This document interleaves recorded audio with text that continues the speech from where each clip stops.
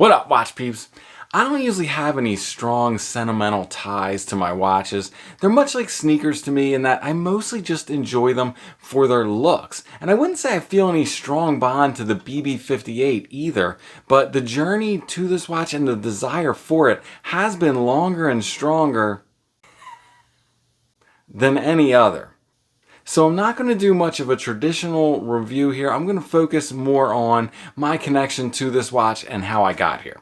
Let's do it. I'm Pete and we are Chillin' with Watches.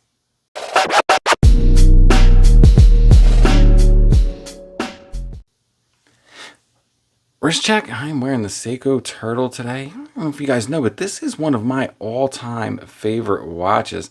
And on this Uncle Seiko Heavy Duty H-Link, it is just so good. But let's get this box open here. Now, you guys know I've always loved gilt dial watches, and the original Black Bay 1 was always something that I've been attracted to. But when this came out, I wanted it more than I've ever wanted a watch before or since. Oh man, just look at that guy. Still gives me the feels. Now, I didn't buy this new. I would usually try to buy used if the savings are significant enough, and they were in this case. This one was only a month old, and I got a ridiculous deal on it. Now, I think my attraction to gilt dials started back in my BSH days, which was a forum on WatchUSeek, the Brotherhood of Submariner Homages. And a lot of the guys would build their own watches, and often they were recreations of early vintage Rolex models. The big daddy of them has always been the 6538 for me. So the Black Bay, starting with the Black Bay 1, as the modern interpretation of this watch, just resonated with me right from the beginning. I don't like vintage watches so much, bring on the hate mail, but I can't enjoy wearing them.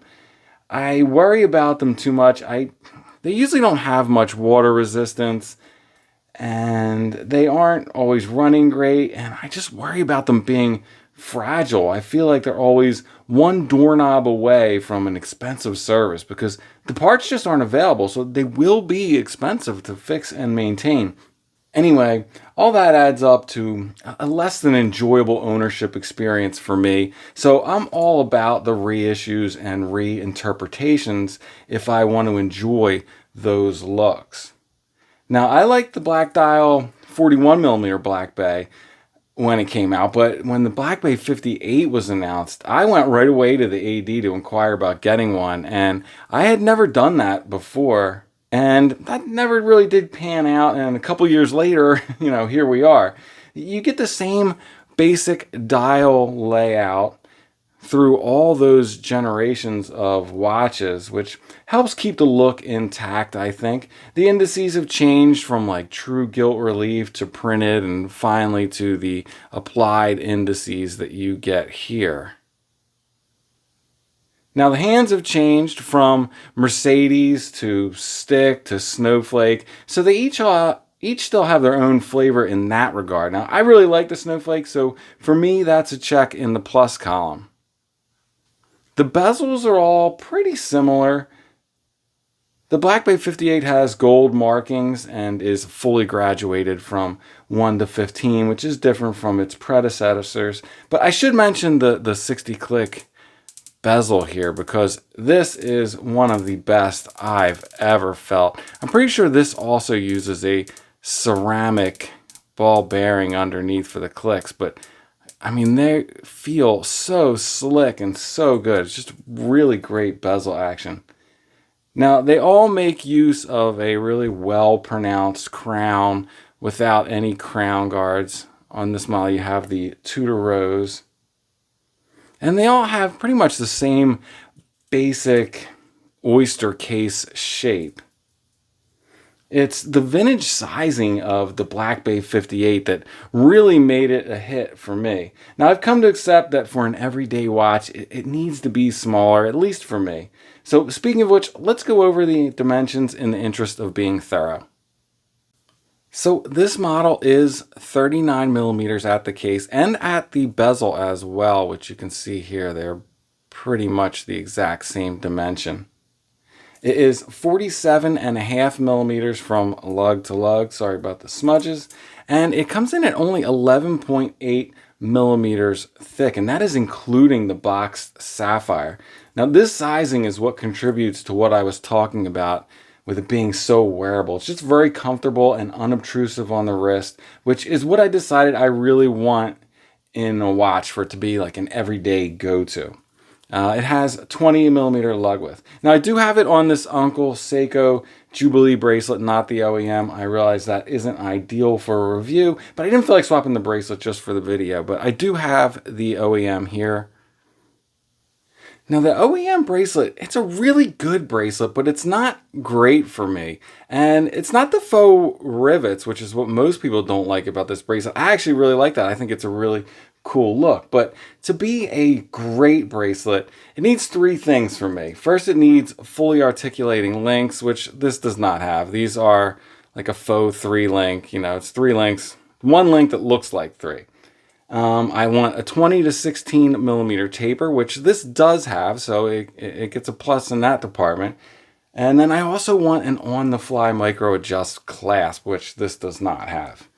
But these Tudor clasps are some of the best in the business. They use, you know, I've said this a few times, but they use these, you can see in here, these ceramic ball bearings on the clasp, and it just makes for this, they're both on the inside and the out. It just makes for this slick, smooth action that is just better than anything else. I really love the Tudor clasps.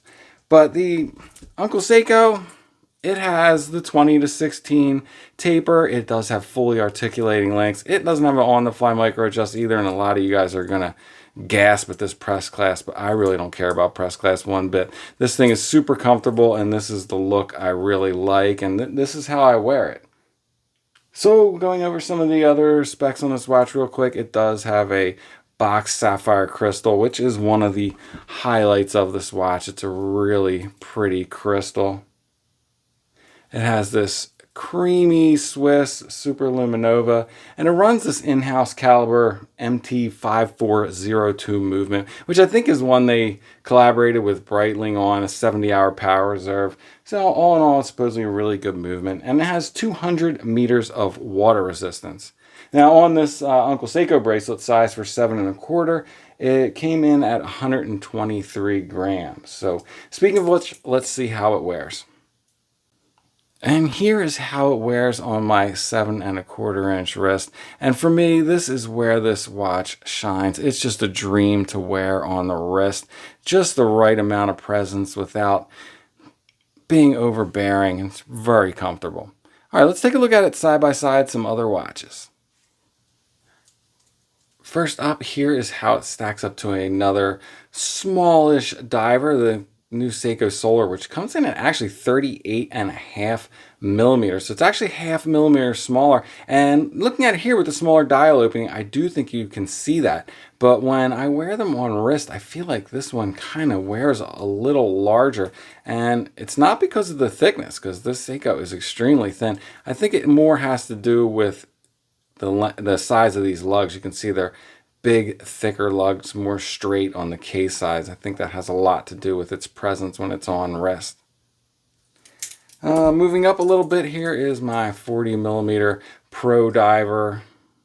And you can see here again, this is 39, but it doesn't look like it wears smaller than this 40. A lot has to do with the smaller dial opening. Again, now this thing has a crazy acrylic crystal and an NH35, so it's a fatty.